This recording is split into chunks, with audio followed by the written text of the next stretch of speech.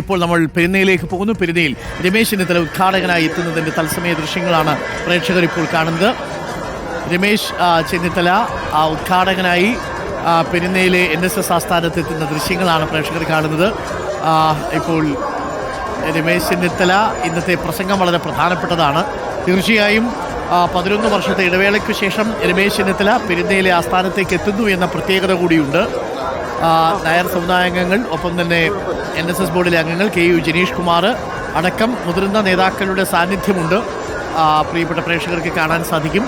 ഇപ്പോൾ പെരുന്നയിലെ ആസ്ഥാനത്തേക്ക് എത്തുകയാണ് മുൻ പ്രതിപക്ഷ നേതാവ് രമേശ് ചെന്നിത്തല. 11 വർഷങ്ങൾക്ക് മുമ്പ് താക്കോൽ സ്ഥാന വിവാദവും ഉണ്ടാവുന്ന ഘട്ടത്തിൽ അന്ന് NSSനെ വളരെ വിനീതമായി വിയോജിച്ചുകൊണ്ടാണ് താനൊരു കോൺഗ്രസ്സുകാരനാണ്, തൻ്റെ സെക്യുലർ ക്രെഡൻഷ്യൽസിൽ മാറ്റം വരുത്താൻ താൻ തയ്യാറല്ല എന്ന നിലപാട് പ്രഖ്യാപിക്കുന്നത്. ഇപ്പോൾ രമേശ് ചെന്നിത്തല ഇപ്പോൾ NSS ആസ്ഥാനത്തെത്തി ഡയറക്ടർ ബോർഡ് അംഗങ്ങൾക്കൊപ്പം ഇപ്പോൾ സ്വീകരണ മുറിയിലേക്ക് പോവുകയാണ്. അല്പസമയത്തിനുള്ളിൽ അവിടെ NSS ആസ്ഥാനത്ത് G. സുകുമാരൻ നായർ രമേശ് ചെന്നിത്തലയെ സ്വീകരിക്കും. തീർച്ചയായും ആമുഖ പ്രസംഗത്തിൽ രമേശ് ചെന്നിത്തലയെക്കുറിച്ച് G. സുകുമാരൻ നായർ പറയുന്നതുണ്ട് എന്നുള്ളതിന് ഒരു വാർത്താ പ്രാധാന്യമുണ്ട്.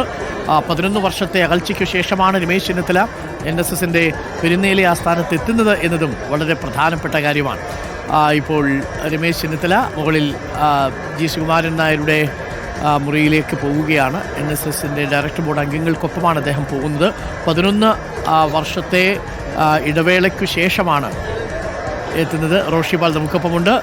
റോഷി, രമേശ് ചെന്നിത്തല വളരെ ഹാപ്പിയായിട്ടാണ് എത്തിയിരിക്കുന്നത് NSS ആസ്ഥാനത്തേക്ക്. 11 വർഷത്തിന് ശേഷം തിരിച്ചെത്തുമ്പോൾ ആ സന്തോഷമൊക്കെ ആ മുഖത്തുണ്ട്, അല്ലേ റോഷി?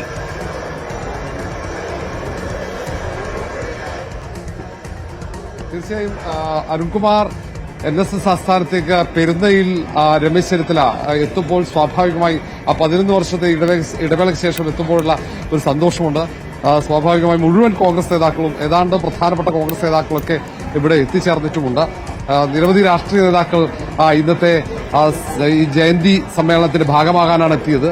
രമേശ് ചെന്നിത്തല കൂടെ വരുന്നതുകൊണ്ട് തന്നെ പ്രധാനപ്പെട്ട KPCC ഭാരവാഹികളടക്കം ജ്യോതികുമാർ ചാമക്കാലെ അടക്കമുള്ള നേതാക്കൾ, ശ്രീകുമാർ, അങ്ങനെ തുടങ്ങിയ ആലപ്പുഴയിലെയും കോട്ടയത്തെയും ഈ തൊട്ടടുത്ത ജില്ലകളിലെയൊക്കെ KPCC ഭാരവാഹികളൊക്കെ ഉണ്ട്. രമേശ് ചെന്നിത്തല ഏതാനും നിമിഷങ്ങൾക്ക് മുമ്പാണ് ഇവിടേക്ക് എത്തിയത്. ഇപ്പോൾ NSS ഓഫീസിൽ ജനറൽ സെക്രട്ടറി G. സുകുമാരൻ നായരെ കാണാനായി ഓഫീസിലേക്ക് കയറിയിരിക്കുകയാണ്. വലിയ കാലത്ത്, ഏതാണ്ട് 11 വർഷം എന്ന് പറഞ്ഞാൽ അതൊരു നീണ്ട ഇടവേളയാണ്. ആ നീണ്ട ഇടവേളയ്ക്ക് ശേഷമാണ് NSSന്റെ ഏറ്റവും പ്രധാനപ്പെട്ട പരിപാടിയുടെ ഉദ്ഘാടകനായി രമേശ് ചെന്നിത്തല എത്തുന്നത് എന്നതാണ് ഏറ്റവും പ്രധാനപ്പെട്ട ഒരു കാര്യം. കഴിഞ്ഞ തവണ ശശി തരൂരായിരുന്നു വന്നത്. അതിനു മുമ്പ് കോൺഗ്രസിലെ പ്രധാനപ്പെട്ട രാഷ്ട്രീയ നേതാക്കളൊക്കെ ഈ മന്നം സമാധി, മന്നം ജയന്തി ആഘോഷത്തിന്റെ ഉദ്ഘാടനത്തിന്റെ ഭാഗമായിട്ടുണ്ട്. പക്ഷേ രമേശ് ചെന്നിത്തല വരുന്നതുമായി ബന്ധപ്പെട്ട രാഷ്ട്രീയ പ്രാധാന്യം, അത് കോൺഗ്രസിലുണ്ടാക്കുന്ന ചലനങ്ങൾ, UDFിലുണ്ടാവുന്ന മാറ്റം, പ്രത്യേകിച്ച് കോൺഗ്രസിൽ നേതൃമാറ്റത്തിന്റെ അടക്കം ചർച്ചകൾ നടക്കുന്ന ഒരു കാലഘട്ടത്തിലാണ് ഇങ്ങനെ രമേശ് ചെന്നിത്തലയുടെ ഉദ്ഘാടന പ്രസംഗത്തിനും G. സുകുമാരൻ നായരുടെ ആമുഖ പ്രസംഗത്തിനുമായി നമുക്ക് കാത്തിരിക്കാം. ഇന്ന് സമുദായ ആചാര്യൻ ഭാരതകേസരി മന്നത്ത് പത്മനാഭന്റെ ജന്മദിനമാണ്. മന്നം ജയന്തി ആഘോഷം വിപുലമായിട്ടാണ് ഇക്കുറിയും പെരുന്നയിൽ നടക്കുന്നത്. ആ ആഘോഷങ്ങളിലേക്കും ആ പ്രസംഗങ്ങളിലേക്കുമൊക്കെ നമുക്ക് വളരെ വേഗം എത്താം. ഒരു